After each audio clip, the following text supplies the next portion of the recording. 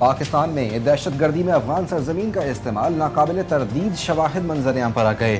16 فروری کو باجوڑ میں ملنگی پوسٹ پر خودکش حملہ کرنے والا خارجی دہشت گرد بھی افغان شہری نکلا۔ خودکش حملہ آور کی شناخت خارجی احمد عرف قاری عبداللہ ابوذر کے نام سے ہوئی، جو افغانستان کے صوبہ بلخ کا رہائشی تھا۔ خارجی احمد طالبان کی اسپیشل فورسز کا بھی حصہ رہ چکا۔ پاکستان میں دہشت گردی میں افغان شہریوں کا ملوث ہونا طالبان رژیم کی دہشت گردوں کی مکمل سرپرستی اور سہولت کاری کا واضح ثبوت ہے۔ ماہرین کہتے ہیں پاکستان میں دہشت گردی کے واقعات میں 70% سے زائد افغانی ملوث ہیں۔ واشنگٹن میں غزہ امن بورڈ کا اجلاس، وزیر اعظم شہباز شریف عالمی رہنماؤں کی توجہ کا مرکز بن گئے۔ وزیر اعظم کے اجلاس کے موقع پر امریکی صدر سے ملاقات۔ ڈونلڈ ٹرمپ نے شہباز شریف کو گلے بھی لگایا۔ اپنے خطاب میں وزیر اعظم اور فیلڈ مارشل کی تعریف بھی کی۔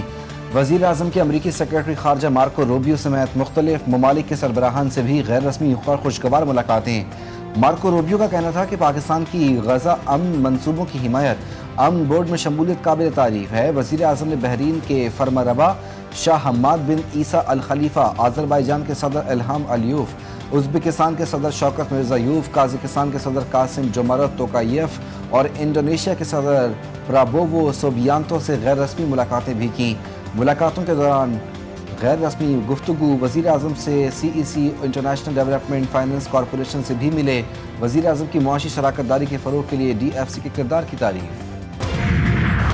امریکی صدر کا غزہ بورڈ آف پیس کے پہلے اجلاس سے خطاب، کہا حماس معاہدے کے مطابق اپنے ہتھیار ہمارے حوالے کر دے گا۔ غزہ مزید انتہا پسندی اور دہشت گردی کا گڑھ نہیں رہے گا۔ دنیا میں امن سے زیادہ کوئی اور اہم چیز نہیں۔ امریکی صدر کی وزیر اعظم شہباز شریف و فیلڈ مارشل عاصم منیر کی تعریف، بولے فیلڈ مارشل عاصم منیر اچھے فائٹر ہیں اور مجھے فائٹر پسند ہیں۔ جنگ کے دوران شہباز شریف کے ساتھ تعلقات مضبوط ہوئے۔ پاک بھارت جنگ میں 11 جنگی طیارے گرائے گئے۔ Mr. President, we deeply appreciate your unique initiative and your dynamic leadership in advancing peaceful solutions, your timely and very effective intervention to achieve ceasefire between India and Pakistan.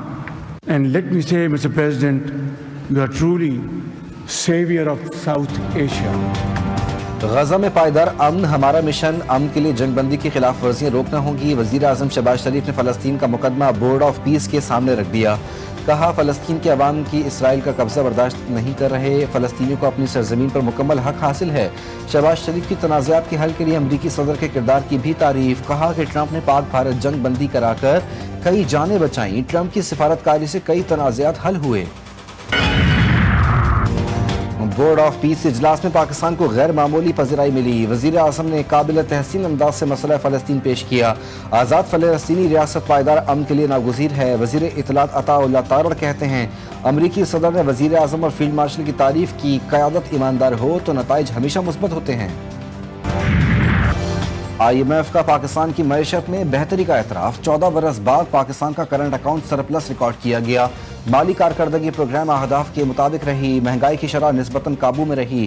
IMF کی ٹیکس نظام میں سادگی اور شفافیت بڑھانے کی سفارشات۔ IMF کی ڈائریکٹر کمیونیکیشن جولی کوزیک کے مطابق 25 فروری سے IMF وفد پاکستان کا دورہ کرے گا۔ دورے کے دوران پروگرام کے دوسرے اور تیسرے جائزے پر بات چیت ہوگی۔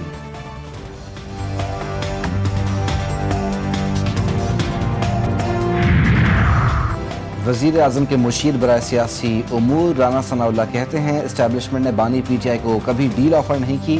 24 نومبر کو PTI کے ساتھ سنجیدہ نوعیت کا رابطہ ہوا تھا۔ 9 مئی سے معافی مانگنے سے متعلق پیش رفت ہوئی تھی۔ مزید کہا وزیر اعظم کی میثاق استحکام معیشت کی واضح آفر موجود ہے، بانی PTI مذاکرات پر یقین نہیں رکھتے۔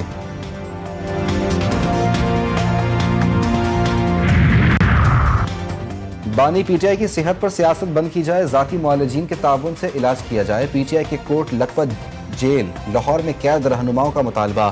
صدر آصف زرداری کے عمران خان کے حوالے سے بیان کی شدید مذمت۔ شاہ محمود قریشی، یاسمین راشد، اعجاز چودھری، عمر سرفراز چیمہ اور میاں محمود الرشید نے خط میں لکھا بانی PTI باوقار طریقے سے مشکل حالات میں جیل کاٹ رہے ہیں، حکومت بانی PTI کی صحت پر سیاست بند کرے۔ اسیر رہنماؤں نے تحریک تحفظ آئین پاکستان کو پارلیمانی حکمت عملی اختیار کرنے کی تجویز دی۔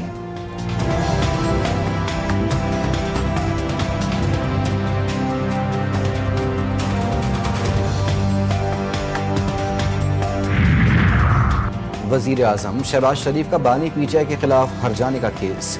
سپریم کورٹ نے بانی پی ٹی آئی کی درخواست پر ٹرائل کورٹ کو کارروائی سے روک دیا۔ شہباز شریف کو نوٹس جاری، جواب طلب۔ جسٹس عائشہ ملک کی سربراہی میں 3 رکنی بینچ نے حکم امتناع جاری کیا۔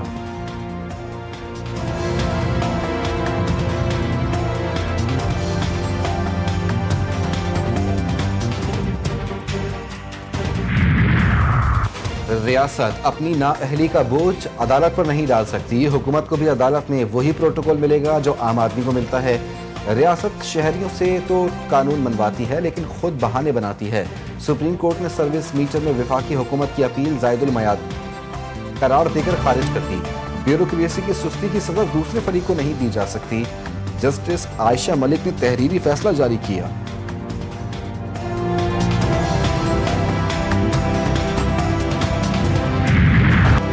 مہنگائی میں کمی کا دعویٰ کرنے والے افسران دفاتر سے باہر نکلیں، رمضان المبارک میں شہریوں کو منافع خوروں سے بچائیں۔ اشیاء خور و نوش کی قیمتوں میں بے پناہ اضافے نے روزے داروں کی زندگی اجیرن کر دی۔ سبزی پھلوں کے نرخ سن کر خریداروں کے ہوش اڑ گئے۔ 100-200 روپے فی کلو فروخت ہونے والے پھل 400 سے 500 روپے میں فروخت۔ ٹھیلے والوں کی خریداروں سے تکرار، سستے بازاروں سے بھی عوام مایوس، قیمتیں عوام کی پہنچ سے باہر۔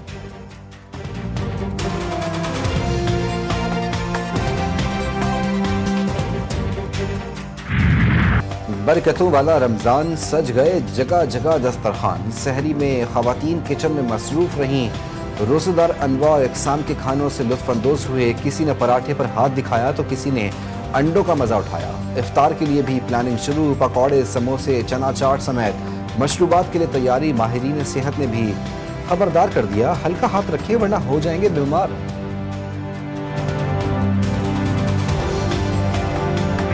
اب تو بس ایک ہی دھن ہے کہ مدینہ دیکھوں، میرے مولا میری آنکھیں مجھے واپس کر دے، تاکہ اس بار میں جی بھر کہ مدینہ دیکھوں۔ جی ٹی وی نیوز کی خصوصی افطار ٹرانسمیشن عرفان رمضان نے سب کو پیچھے چھوڑ دیا۔ پہلے ہی دن مقبولیت کے جھنڈے گاڑ دیے، سوشل میڈیا صارفین کی جانب سے بھی بھرپور پذیرائی۔ معروف ثنا خواں فرحان علی وارث نے 5 گھنٹے طویل افطار ٹرانسمیشن کی میزبانی کی۔ بینائی سے محروم نعت خواں عباس عبدالی نے خصوصی نعتیہ کلام پڑھ کر سما باندھ دیا۔ ڈاکٹر فواد فاروق نے دل کے مریضوں کو ماہ رمضان کی مناسبت سے احتیاطی تدابیر سے آگاہ کیا۔ شیف گلزار نے قورمہ اور پالک آلو کے پکوڑے بنائے۔